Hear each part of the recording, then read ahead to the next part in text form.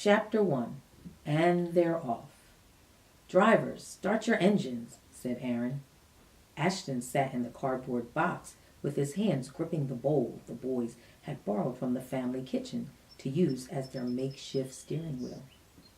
Aaron waved the towel he was using for the green flag. Ashton began to drive the course. Both boys giggled with excitement. Ashton was driving fiercely with his goggles on. "Boys, it's time for lunch," called their mother. "We'll finish this race after lunch," said Ashton. The boys hurried to wash up. They knew that if their mother had to call for them again, their race today would be over. As the boys sat down with their mother and father at the kitchen table, they were laughing hysterically. Dad asked, "What have you two been doing?" Both boys replied in unison, "Oh, nothing." "Is that right?" Dad said. There was never a moment when Aaron and Ashton were not up to something. Mom brought lunch to the table. Both boys dug in almost before she had placed everything on the table. They could not wait to get back to their race. "Slow down, boys. The food is not going anywhere, you know," Mom scolded. "We have to get back to our race," both boys replied.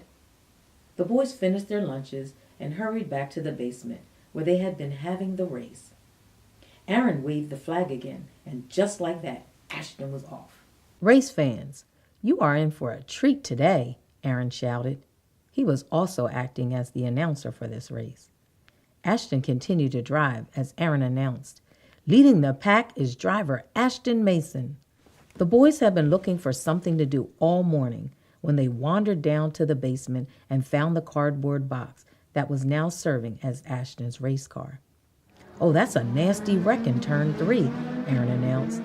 "Things are not looking too good already for Bobby Green." Ashton broke into Aaron's colorful announcements of the race. "Pit, I need to come in because my back wheel is feeling pretty slick." Aaron ran over to the washer and dryer to prepare for Ashton to come into pit. Lead pit crew member Aaron went straight to work checking out the back tire. Zoot, zoot. The lugs were loosened and the tire was coming off quickly. Zoot, zoot. "Go, go, go," screamed Aaron as he banged the tail end of the car. Ashton had to get back in the race if he was going to maintain the lead. Chapter 2. Drivers Switch. Ashton Mason and TJ Dorn are neck and neck, Aaron announced. Both drivers are rounding the last curve to the finish line. Ashton Mason takes the race by an inch, declares Aaron, waving the checkered flag. Ashton jumped from the box and proceeded to the step stool the boys were using as the winner's platform. "Ashton, is there anything that you would like to say to your fans?" asked Aaron. "I would like to thank everyone for their support today," said Ashton. "Winning this race was not just about me, but all of you." "That concludes today's race," said Aaron. He was now pretending to be the announcer again. Aaron then said, "Okay, Ashton, it's my turn to race, and you are the announcer and the pit crew." The boys scampered and switched places. "Good evening, ladies and gentlemen," announced Ashton. "As soon as the drivers signal they are ready, the race will begin." Ashton gave Ashton the thumbs up. The rumble of the race car engine sounded in the boys' heads. Then Ashton waved the green flag, and the race began, this time with Aaron behind the makeshift steering wheel.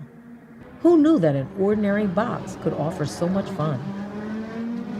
"Aaron Mason leads the first lap," announced Ashton. "Fans, this is going to be quite a race."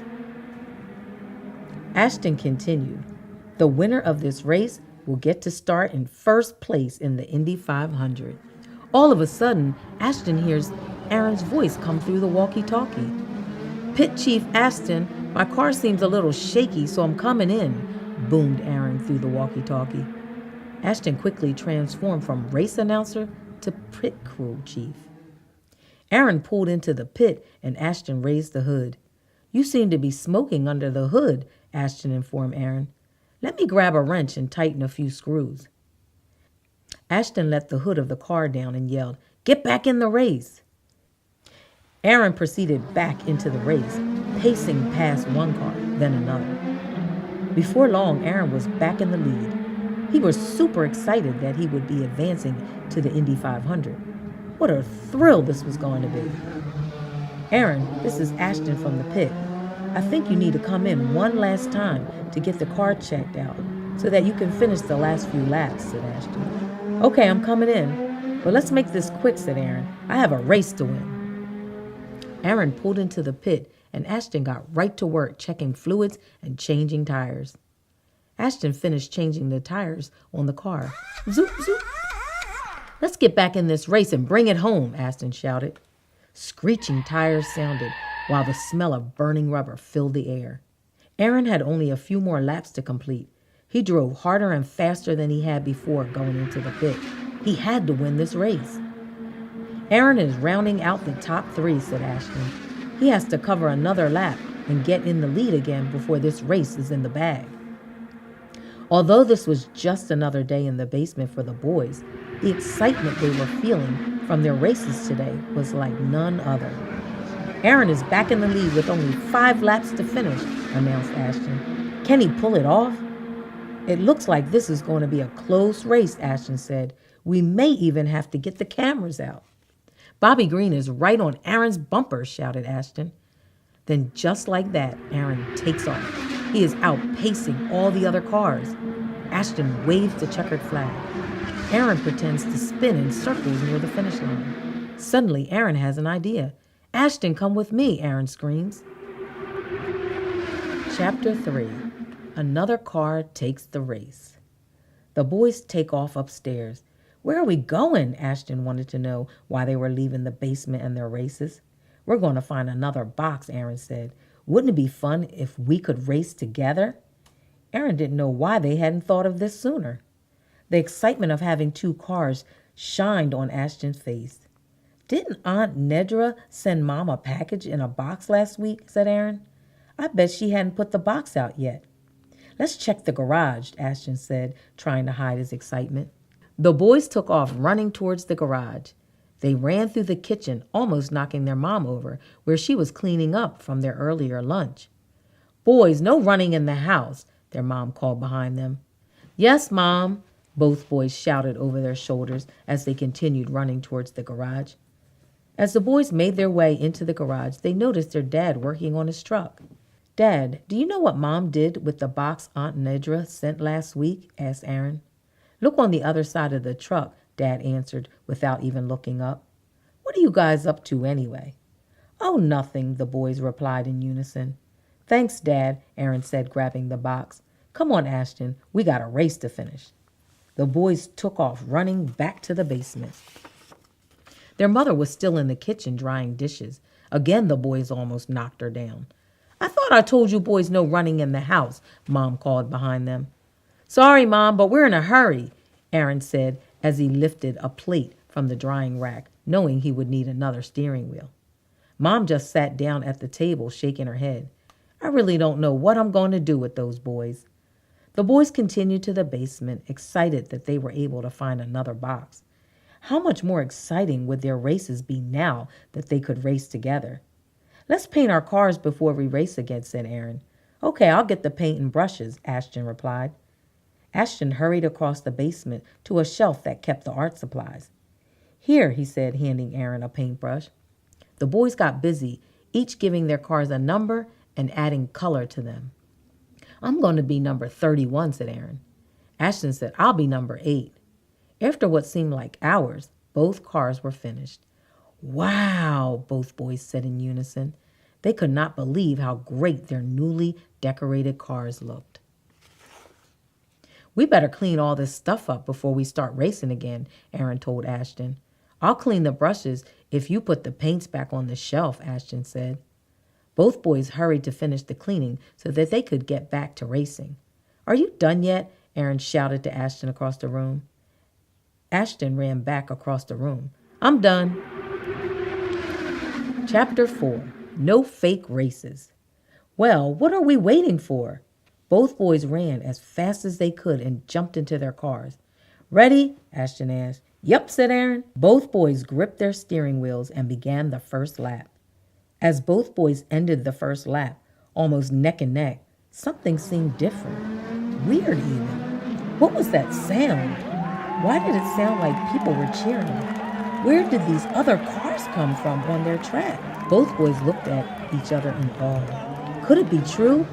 Were they really racing in the Indy 500? Speaking into their walkie-talkies, Aaron asked, Ashton, are you seeing what I'm seeing? Ashton replied, are you seeing other cars racing on our track?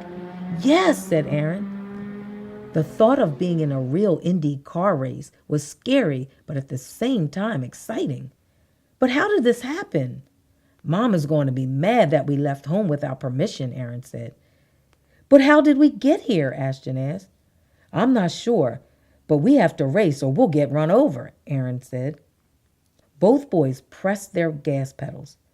Ashton inched ahead, passing two other cars. Aaron trailed behind. He had to pick up his pace, but this was so unreal. How had they gotten here? There was no time to think about that now. This was definitely no fake race.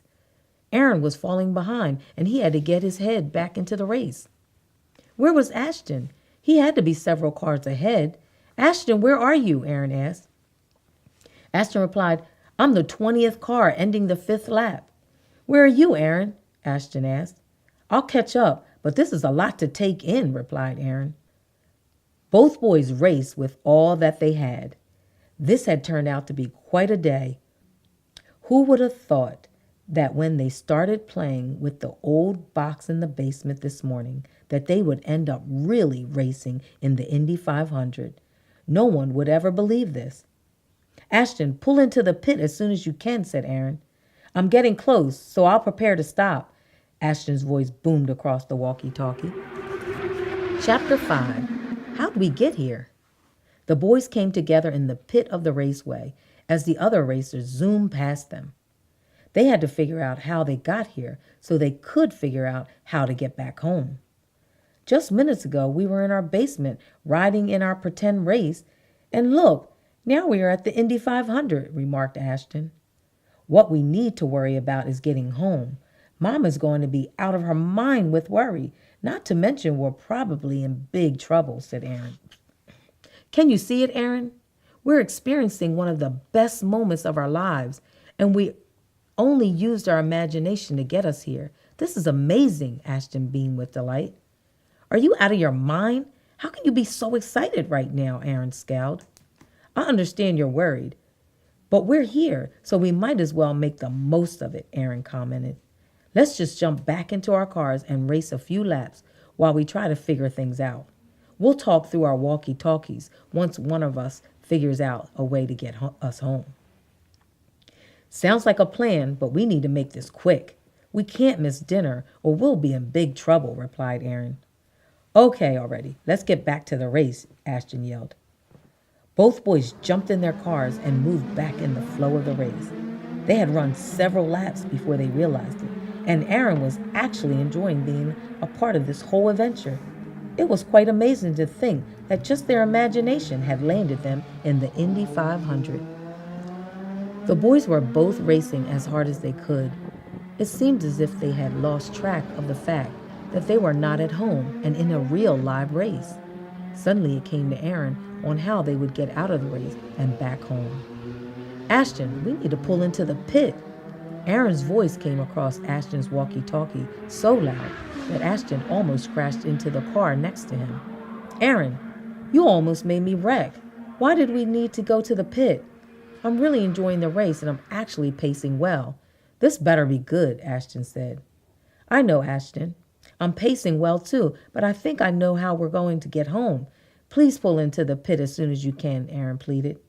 Just get to the pit and I'll explain everything, Aaron said. For the first time since realizing they were really in the Indy 500, Aaron had begun to relax. He finally knew how they would make it back home. Chapter 6. A Plan in Motion. Aaron was already in the pit when Ashton pulled in. Ashton jumped out of his car. As he walked over to Aaron, you could tell that he was upset that his fun had been interrupted. What do you have to say that could not have waited until the race was over? Ashton yelled. I know how we're going to get back home, Aaron explained. And that could not have waited? Ashton barked at Aaron. Calm down, would you? Aaron said, putting his hands on Ashton's shoulders. We have to get home or Mom is going to be angry. Okay already. Spill it, said Ashton. He was not the least bit excited to hear what Aaron had to say. Here's what we have to do. We have to win the race to get home, Aaron explained. Ashton was furious. I could be winning this race if you hadn't made me come into the pit for your nonsense. Calm down and listen. We have to win the race together, Aaron explained. This is the only way for us to get home. I don't know why it didn't come to me sooner. Okay, tell me what we have to do. I'm all ears, said Ashton. We're going to have to leave one car, then ride the rest of this race out together and win and get home, Aaron explained to Ashton. Which car do we leave? Asked Ashton. It really doesn't matter. We just need to do this together, Aaron said. You ready? Ashton held up his hand to high-five Aaron. As their hands met, Ashton yelled, Ready. Both boys jumped into the car with the number 8 on it. You all strapped in?